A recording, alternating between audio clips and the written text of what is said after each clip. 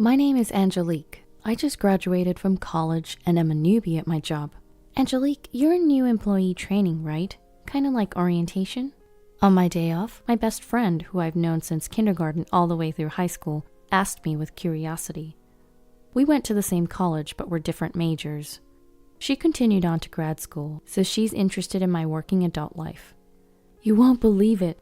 We start with a morning run every day. They say it's part of building our stamina. What? Really? Everyone?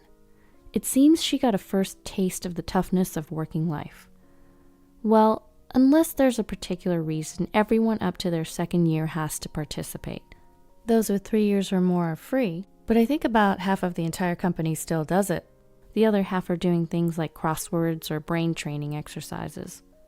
Whoa, interesting. I totally skipped the exercise part though. She chuckled in a peculiar way. Our company motto is also unique. It's something like, always be healthy, work hard, play hard, and live a long, active life. So for the first 30 minutes after starting work, we have time for physical and mental exercises. That is really unique. Not that I, who's not even a working adult yet, should say anything. I can interact with people from all ages and departments. It feels like an extension of a club or group in school. It's fun. I really do love the company I've joined. But don't you seem kind of tired? You're really observant. I was taken aback by my best friend's sharp observation. Yes, overall, the atmosphere at the company is okay, but there is one, if not the only colossal obstacle. A supremely arrogant individual stands in my way. You want to quit? Oh, I see, just as I thought. You lack determination. The woman who is my manager is complaining bitterly with a deep sigh on a call with a part-timer who has been absent for a few days. Her loud voice, meant to be heard, seems to be filled with malice, pushing the other person into a corner. The manager, who is whispered as the queen of damaging sighs, has the destructive power to completely demoralize the person on the receiving end of her sighs. She's like, I'm taking a break, and then all of a sudden doesn't show up for days, neglecting her duties, and now she says she's quitting. How carefree. Just because she's part-time doesn't mean I'll let her get away with this. I'll push her to the very end.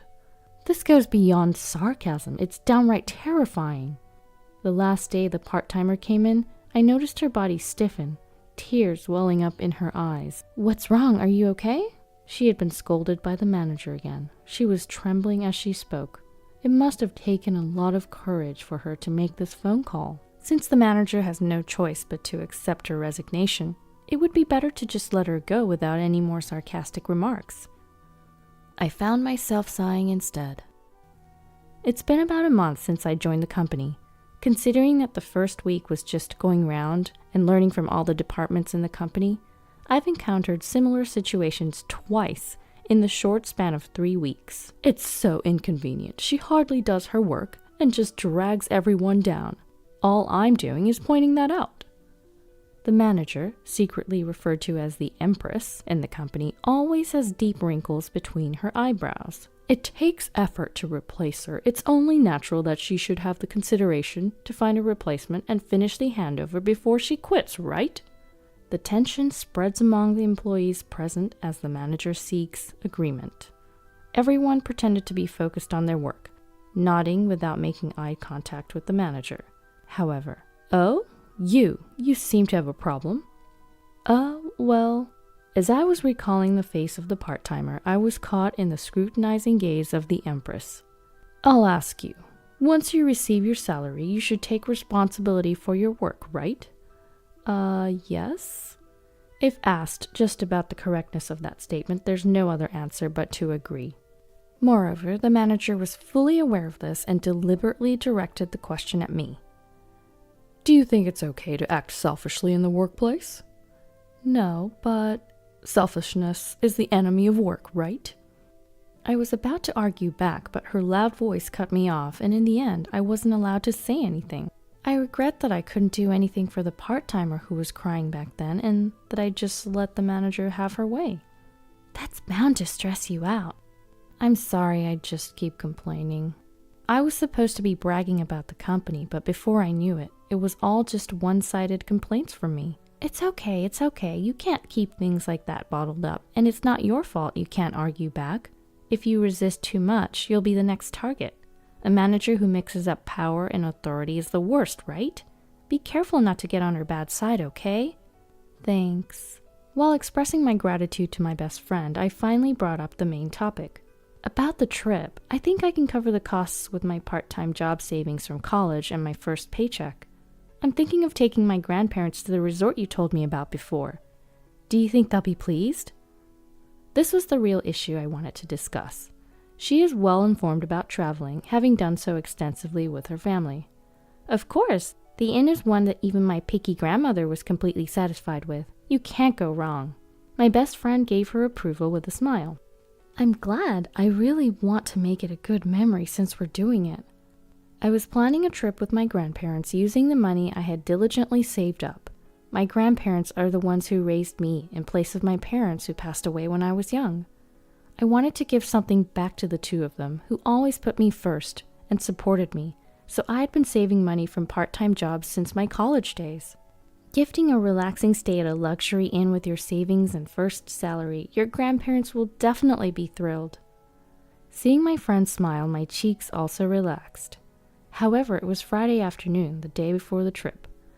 I was called by the manager and went to her desk, and she said, "Classify these by category and analyze them. They're documents to be used at the beginning of next week."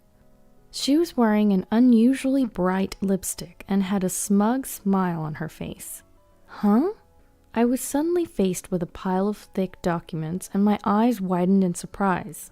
You want me to analyze this by the end of the break?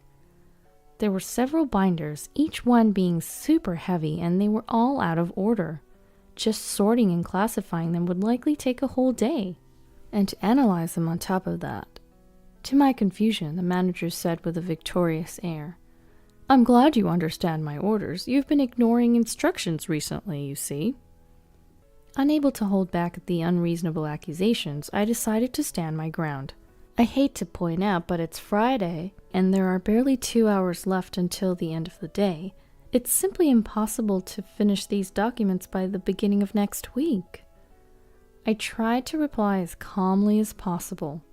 Ever since our part-time worker left, the Empress seems to have picked me as her next target and has been intensifying her harassment. Excluding me from office memos, issuing wrong instructions, and then blaming me for misunderstanding. On top of that, she piles on an unmanageable amount of work that clashes with my long-awaited vacation. It seemed like my objections didn't bother the manager at all. "You're going to use it at the beginning of the week, right? It's fine if you come in over the weekend to finish it. Oh, and just to let you know, these documents are confidential, so don't take them home." Please wait a second. I tried to argue, but the manager said, "I have a meeting soon, and I'm leaving directly from here today." Leaving a pile of documents on the desk and walking out. The next day as planned, I was under the traveling sky with my grandparents. Seeing my stifle yawn after yawn, my grandparents worried. "Are you okay, staying up all night and then going on a trip? Maybe we should have canceled." "I'm fine, don't worry. I was really looking forward to this trip today." Even so, my grandparents were worried about me because I'd worked all night and came home just in time for departure. Even though I had informed them in advance, it seems as though I'd caused them some anxiety. No, this won't do. It's a special trip, so I have to make it enjoyable. I cheered myself up and turned a smile towards my grandparents. "Look at this view, it's amazing. The sea is so beautiful. Don't worry about me. I worked a lot so that I could enjoy delicious food at the inn, soak in the hot spring, and sleep soundly on a fluffy bed." When I acted in such a silly manner, my grandparents finally started to enjoy the view with a relieved expression. But a nightmare was waiting for me in the midst of all this fun. "Did you finish the job I asked for? You didn't quit it, did you?" A familiar voice startled me while I was strolling alone in the inn after checking in. "Manager? Why, out of all places, why here?" As if hearing my inner voice, the manager snorted and laughed. "Ha, ha, ha. I ruined your weekend to teach you a lesson. I thought it was unlikely, but as I thought, you ignored my instructions, didn't you?" The manager's words clung to me like a curse, and I was hit with a severe bout of dizziness. So you deliberately assigned me an unreasonable task to coincide with my vacation? The thought of being given work to ruin my vacation made me seethe with anger. But how did you know about my plans? I knew the manager had sharp ears, but this was astonishing. You were chattering away during break time. Where are you going? When are you going? Oh, I'm so jealous. You were so pleased being praised by everybody. It was hilarious. Eavesdropping. You're the one who was talking loudly.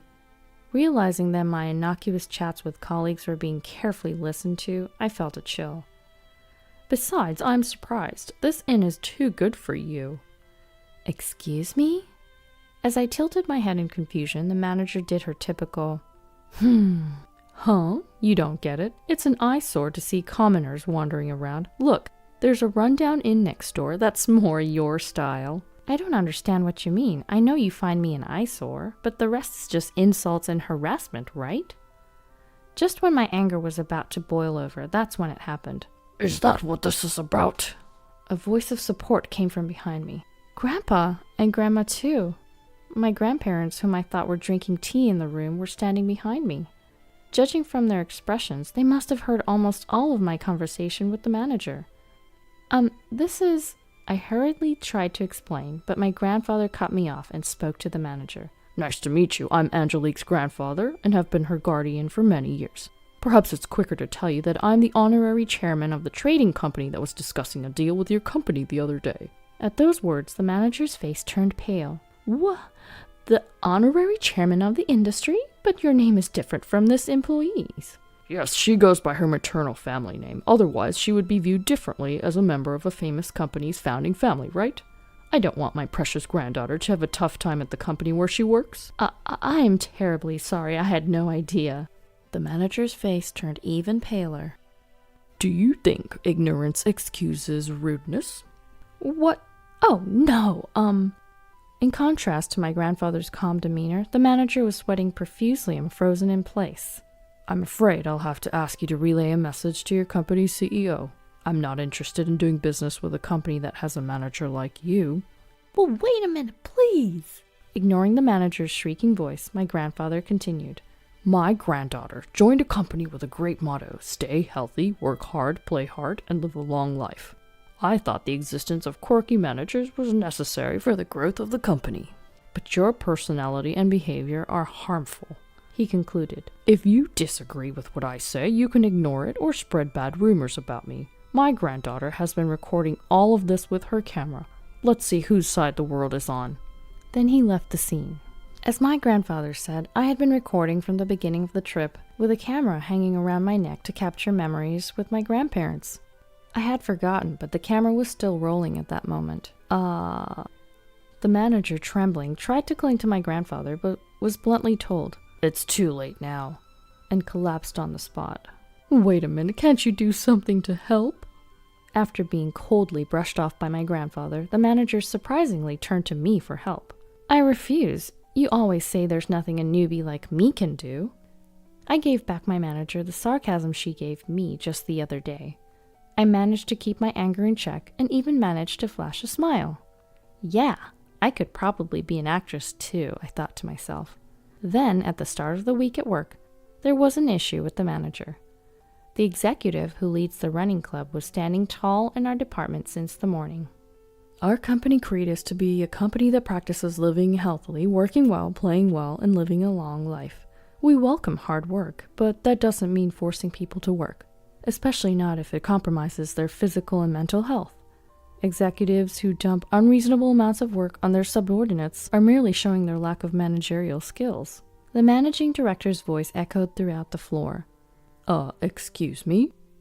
The manager, seemingly taken aback by being attacked first thing in the morning, was about to ask something calmly while clenching her fist. But the executive said, Here, we have the time cards from last Friday to today. There were 5 employees who came to work on Friday and stayed until Saturday morning.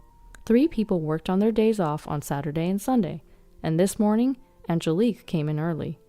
The manager seemed more and more perplexed as she was presented with these records. What does that mean? I explained to the confused manager, prompted by the managing director. If I may, You instructed me to finish organizing and analyzing a massive amount of data by the start of the week, and told me to work during holidays if necessary, but it was impossible for me alone. Just then, the executive happened to pass by, so I was able to consult with the people around me, and with the cooperation across departments, we managed to complete the task as you instructed, spending the amount of time and manpower I just explained. Since the running club members who helped this time were there at the executive's meeting, I took the opportunity to thank them again. I only worked from Friday night to Saturday morning, and early this morning after returning from the trip. I was hardly any help, but thank you so much for helping me. When I bowed, I received kind words in return like, "We help each other out in times of trouble," and "That's what running buddies are for." The manager finally seemed to have grasped the situation, and this time she came at me. "Crossing departments, you say? I didn't authorize such a thing." She seemed intent on blaming me for overstepping her authority. "I approved it." "Managing director?" At the managing director's words, the manager was frozen in shock. The newbie in the running group, who always had a smile on her face, was in deep trouble. When I heard the situation, I found out they'd been burdened with an absurd workload. It would have been fine to leave them be, but since it was work necessary for the company, I took charge and gained everyone's cooperation. I apologized for the post-approval, but first.